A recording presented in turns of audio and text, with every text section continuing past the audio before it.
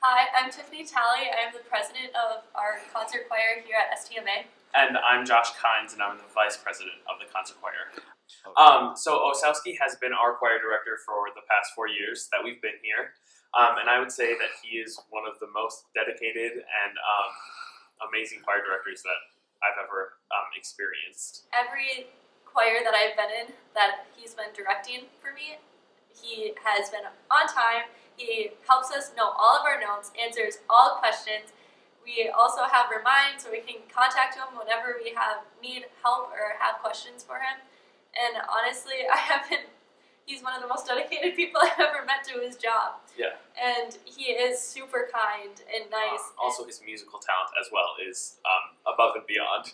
Like, the amount of random questions that people ask and he is able to answer is amazing. Just his musical knowledge of different genres of music, time period, music theory, it's really cool to be able to work with someone like Osowski.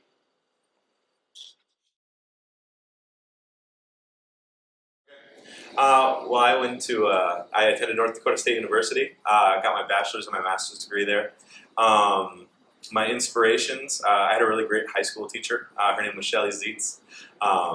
She was just about getting ready to retire. And I think I wanted to be a choir director. I got into the All-State Men's Choir in 1998, and Axel Timer was our director. And it was just one of those lightning bolt moments where I was so excited to share the music we made, and it just changed my life. I know I had to have that in my life in some way. I got my degree at St. Olaf, and I graduated in 2015. Some of my inspirations, I was very fortunate to have really good music teachers all growing up. So it goes back to Jeanette Jensen, who taught me how to play the saxophone. And then going up to Cindy Anderson, who was one of my favorite people, was my middle school choir teacher, and taught all of my older brothers and sisters. And then I was lucky enough in high school to have two great teachers. One of them is this guy for the first 2 years. He taught me high school choir in Worthington. You were so lucky. I was so lucky. And after he left to go to Anoka, Carrie Johnson, who's currently at Worthington, became my teacher for my last 2 years. I also share, like Joe, a tremendously positive All-State experience. My senior year, I got into the All-State Mixed Choir, and Dr. Angela Broker was the director that year. And we got to just perform music that I had never really even thought of for choir. But early on, I would say around my sophomore year of high school, I knew I wanted to be a choir teacher, mostly because of this guy, and I've just been lucky to have some great inspirations.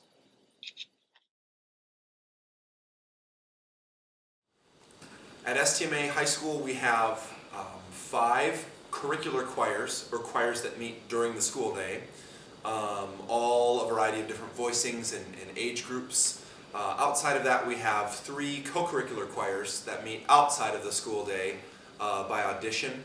Other than the choirs that we offer here, we have 3 curricular bands.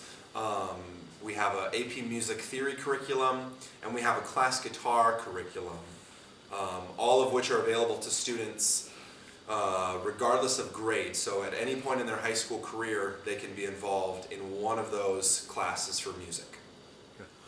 At Stma, we're very fortunate to also have private instruction during the school day. So because of that and the experiences they have at the high school in our curricular and extracurricular courses, we have a lot of students that would like to go on in music outside of the high school. We have a very high number of students that will go on and continue singing at the collegiate level, receiving quite a bit of scholarship, which we're very proud of. It's a really big point of pride for us at Stma. And now as I'm getting a little bit older, I'm starting to see a lot of those students become teachers. And that's just really, really something special for us.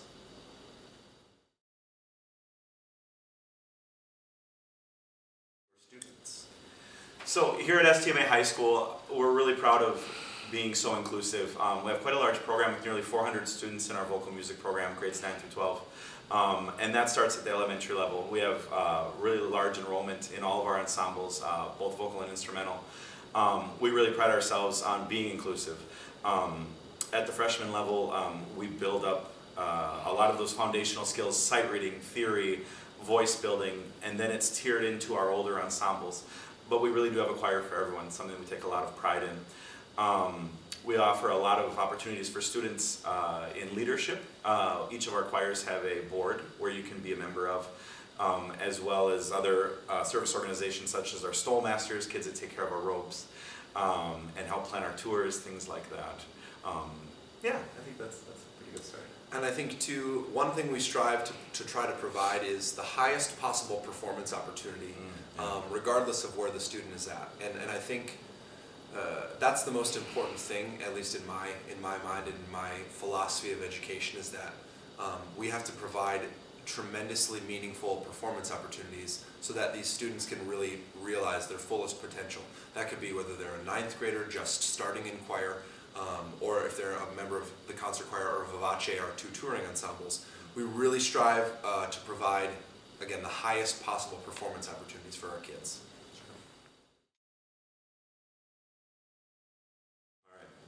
At STMA High School, we operate in a program called Project Phoenix. Project Phoenix is a program where we encourage students to bring their mobile devices, both cell phones and tablets, to class as a way to incorporate formative and summative assessments. We use those devices for things like signing into class, attendance, some of our voice testing, and some of our theory curriculum. Both formative and summative assessments are accomplished through using those devices. We also are a Google Classroom school, where we incorporate that hybrid classroom into our learning in a variety of different ways. We also were very lucky a few years ago to purchase iPad Pros for the entire music department, so that we can have all of our scores on our big iPads, and it makes traveling very easy because we don't have to carry all of our scores everywhere, and it makes flowing through the different ensembles very seamless because I've got every single piece for every single choir at my fingertips. Additionally, we have invested in some Bluetooth pedals as well, so as we're leading the rehearsals, we can turn the pages and be conducting and do all of the things that we music teachers do without needing to actually turn the page. It's amazing. If you've ever thought about it, would highly recommend getting one for yourself. Additionally, we've collaborated with our broadcasting and technology department. The other Mr. Osowski at STMA has set that up well, so we live stream and live broadcast all of our concerts. We also then get to save those concerts on YouTube for reflection. We provide that as a performance makeup opportunity for our kids to then again reflect on that. But it's a collaboration between two different departments that you wouldn't necessarily think would always be collaborating with one another, being music and broadcasting and IT. But the other Mr. Osowski, his name is Zach, does a great job of working with us. He also does a great job of getting his students involved. So not only is he kind of the puppeteer, the master behind the strings, but he's also teaching his broadcasting students how to run the equipment, how to edit the footage, how to mix and master the sound. And it's a really, really great product that we only have started to develop more recently. So it's a very, very unique and cool opportunity that we have here. And you get to see a lot of our students actually run a lot of our shows. So the mentorship opportunities we provide here are really second to none. Kids are building really foundational skills that they can then take on into the professional world.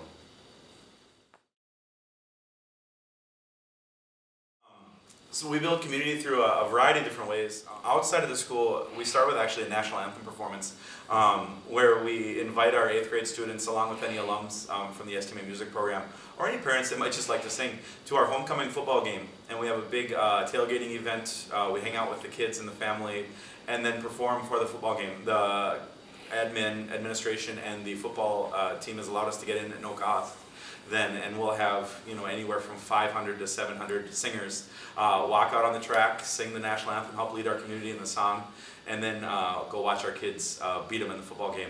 And one thing our coaches do a great job is, of all the football players that sing, they're expected to sing and then go play football. So they come out, they do their warm-ups, they take their helmets off, sing the national anthem, and then they go take it on the football field and usually win the next game. We have a really good football team. So. One of the things we really pride ourselves on at STMA as well is incorporating the student voice, whether that's asking them for suggestions on maybe choir social events, or really getting them to dig in more deeply in behind the meaning of a piece of music. We really encourage students to kind of foster their own opinions, and that helps bring each individual choir closer together. What we do then is we take kind of that investment and that extra mile that these kids go to, and we share it with a collaborative concert. We've got quite a few events this year with a variety of different groups that we're really excited about. And each of those different events allows the choir to really come together to a whole new level. And it's not just one group that gets to do these things. It really is every group that at least gets 1 or 2 opportunities like that throughout the year.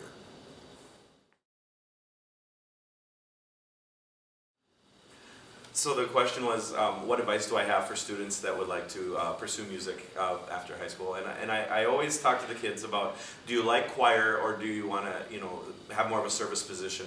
I have a lot of students that are really great choir members that I don't think would be very good choral educators. It just is a different skill set. And I think there's a lot of ways you can be involved in choir without being a professional choral musician. Especially in the Twin Cities, with the myriad of community, professional, semi-professional ensembles, you can sing at whatever level you'd like to and still continue.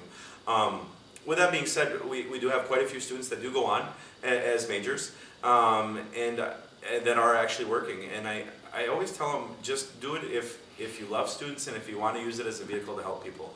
I think that's a really great way to do that. I know for me, that's what keeps me going. I love seeing those light bulb moments with the kids. I love helping kids and helping them find their way, and having music be that vehicle is just it's just a true joy for me. And I think if I were to give a piece of advice to anybody considering being a choir teacher or performance, whatever it may be, something with music, I would say don't ever stop learning. Whether that's actively seeking opportunities to watch some of the masters of our profession teach or conduct. Go listen to a variety of different choirs at a variety of different ability levels. Break free from your own kind of bubble that you may find yourself in, especially if you're maybe teaching in a smaller town in Minnesota or elsewhere. We're lucky because we live so close to the Twin Cities in Minnesota that we can almost at the drop of a hat go and see master teachers doing great things, or go see great colleges and university choirs singing at such a high level, and then we get to take those things back. It does take a little bit more effort to break out of that bubble if you're not close to some of those things. But I would always say, actively engage in the learning process. You're never really a master. So just always be learning. And I think too, as a new teacher, I was in a small town in southwest Minnesota, and I had Russ Fenningson, who's at Augustana College, was just a godsend. Really was able to come in and see how I worked with my choirs, and you really do feel like an island, I think, otherwise.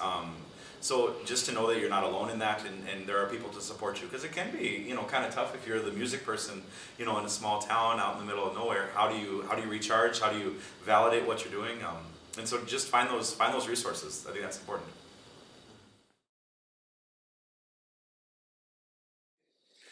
Some of our, I think, biggest accomplishments for me at the high school, for us, I can say us, I think we agree with them, but is the idea that this is home for so many kids. When I started here 8 years ago, it was a smaller program, and just needed a little more enthusiasm, a little more kind of a kick in the butt. And just being a teacher where a student can come and find home, find success, whatever that success looks like, is something I take a lot of pride in. We've also enjoyed a lot of invitational performances, just as we've grown. The kids really work hard, and we've gotten pretty good, which I take a lot of pride in. Performed, I joke, with all the Lutheran Mafia schools, your Concordias and St. Olaf and Luther, sorry guys. But some of those invitational performances, we've also had some opportunities with American Public Media and Brian Newhouse. We've also got to sing with some amazing collegiate ensembles. This year alone, we're singing with the Concordia Choir in Moorhead, the Singers, Minnesota Choral Artists. We're going to be singing with the Iowa State Singers in a couple weeks, which, again, that's one of my favorite choirs in the whole world. And then we're closing it out with Voce State coming out to STMA, which, again, things you think if you get one in your career, you're pretty lucky. So just, again, the opportunities we've had through the work of our community is just, I don't know, we're very blessed. I think some of the accomplishments that I take the most pride in, aside from some of the tremendous opportunities we've had through ACDA and MMEA with the different conventional performances, getting to work with Andre Thomas and Mac Wilberg. Andre Thomas this past year, Mac Wilberg a few years ago.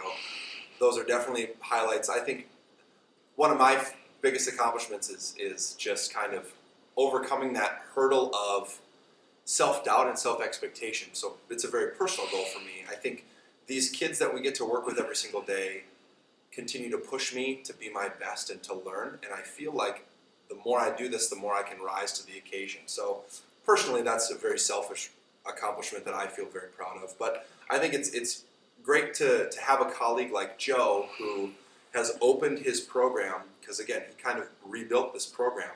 Mr. Osowski. Mr. Osowski. Yeah, thank you. Sorry. I think it's great to have such a great dynamic between the two of us, as you can see.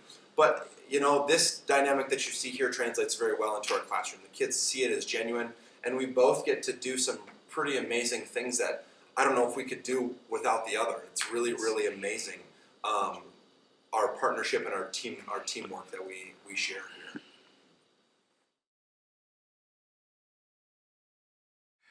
Again, I was like Mr. Berger. I was blessed with a lot of really great choral educators, people that made a difference. My first choir teacher actually got me out of detention to sign up for choir. She was able to reduce my time. Her name is Charlotte Moe. Now she's Dr. Moe, one of the faculty at North Dakota State University, where I got my undergrad and my master's. But just teachers that were relentless about providing a great experience. So without those people, I mean, those are just special people in my life that I couldn't do this without.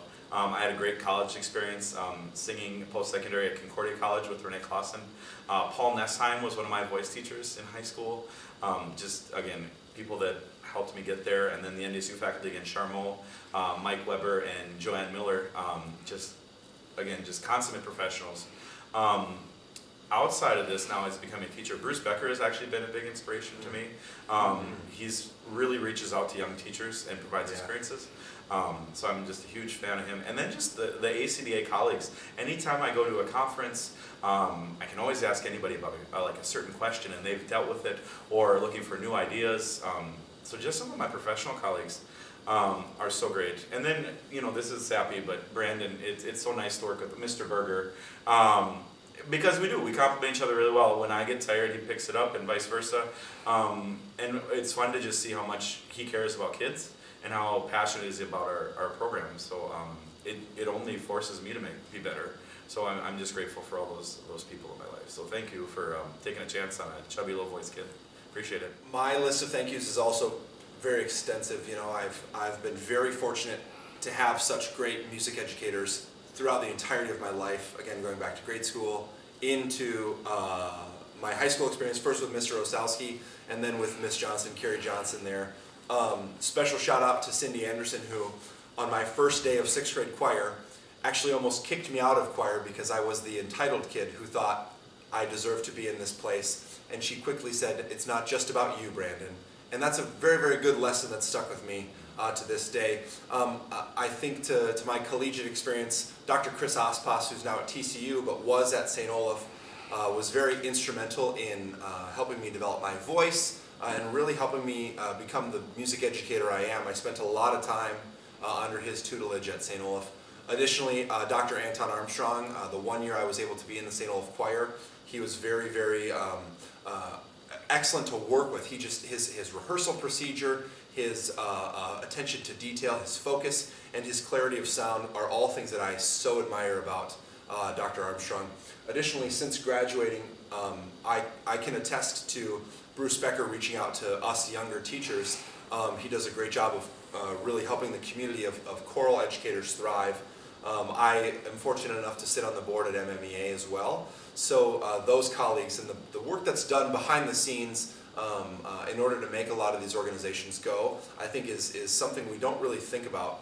And again, I echo a lot of the comments that I made before about Mr. Osowski being really one of the true inspirations as to why I decided to even do this. And it's fun to get to work with one of your heroes every single day. So those are the people that I would like to thank for all the effort you've put into me, and I hope I'm making you proud now. Don't screw it up.